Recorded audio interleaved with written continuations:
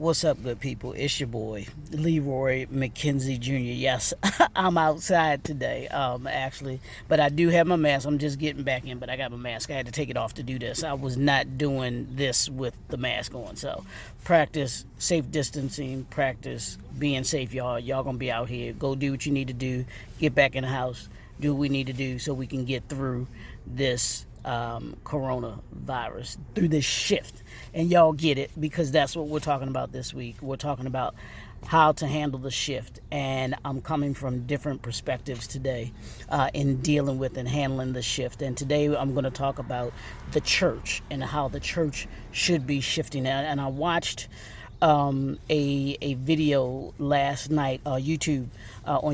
It was a group of pastors that were talking about how they how the church collectively needed to handle the shift, because this is something that they've never encountered before, but how they each were individually as a church dealing with the shift, and then how they collectively needed to be able to handle the shift that's going on, because on the other side of corona, business is not going to be as usual.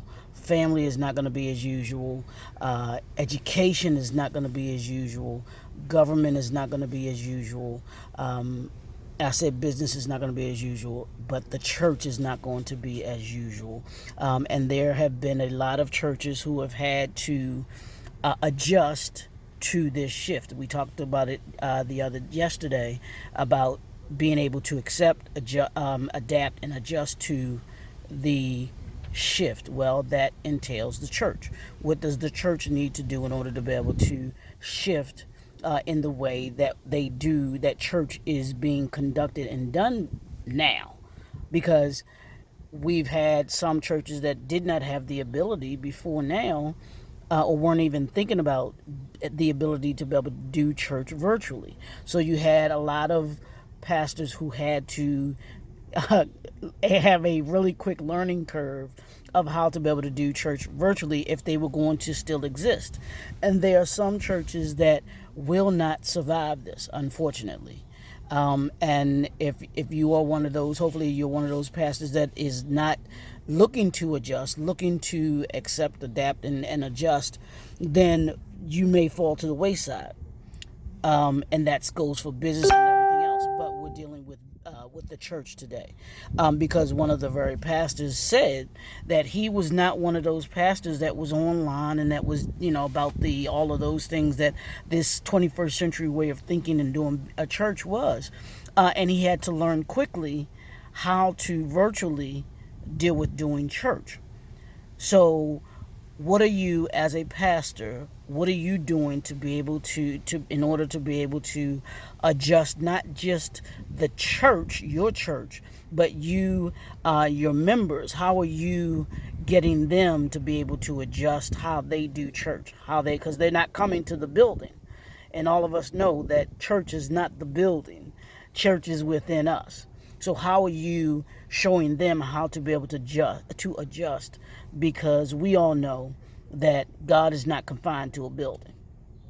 And so how are you showing your members how to shift in the way that they see church, do church, and feel church?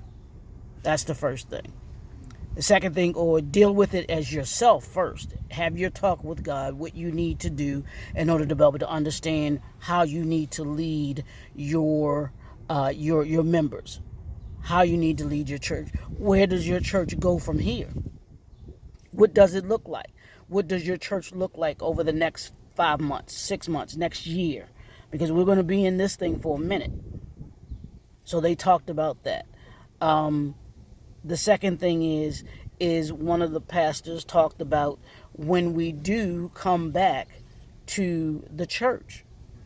And they talked about something that I don't know if many of us, because he said he didn't even think about this, but due to this virus, having the microphones, because when pastors come to the microphone, several people have probably used that microphone. So how do you do that? How do you deal with that? Because the praise and worship leader may have had that particular mic.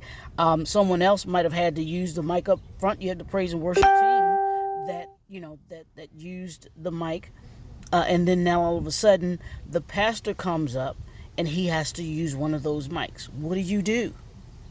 You have a congregation that sits on pews. Some pews are all wooden, some pews are cloth.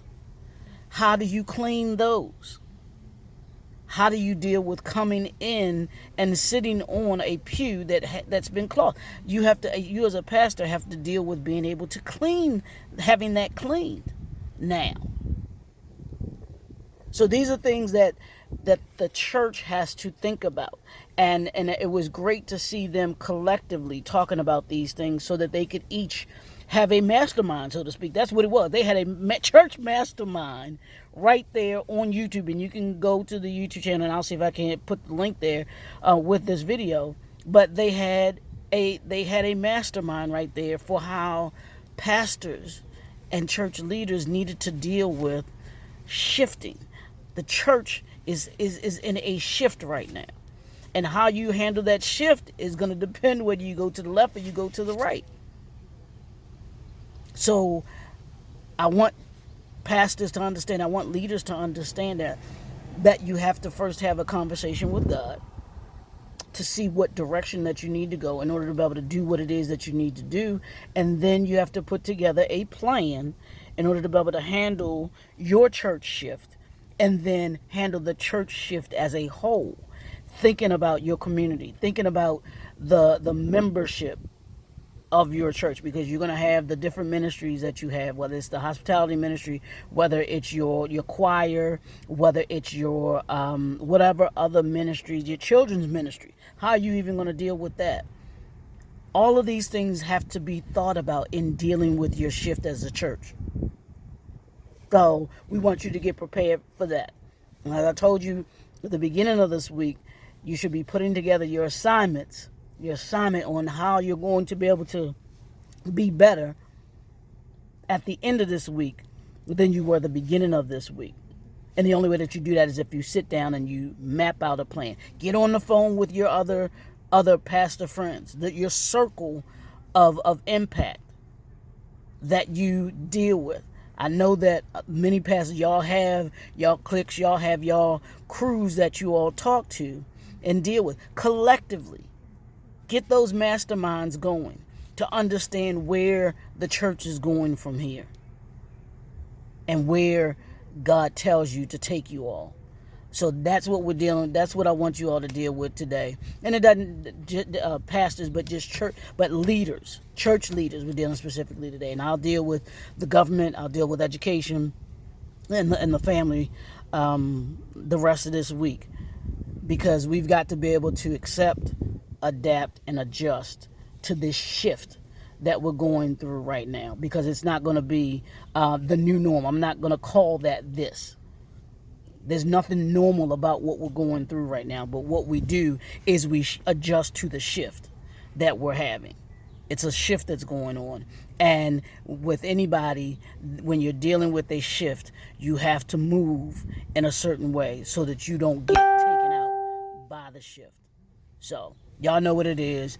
Fast and Furious 2020, move with purpose and passion. And as I always say, chase the impact. Because when you chase the impact, you change the world. Let's go change the world, y'all. Peace. Talk.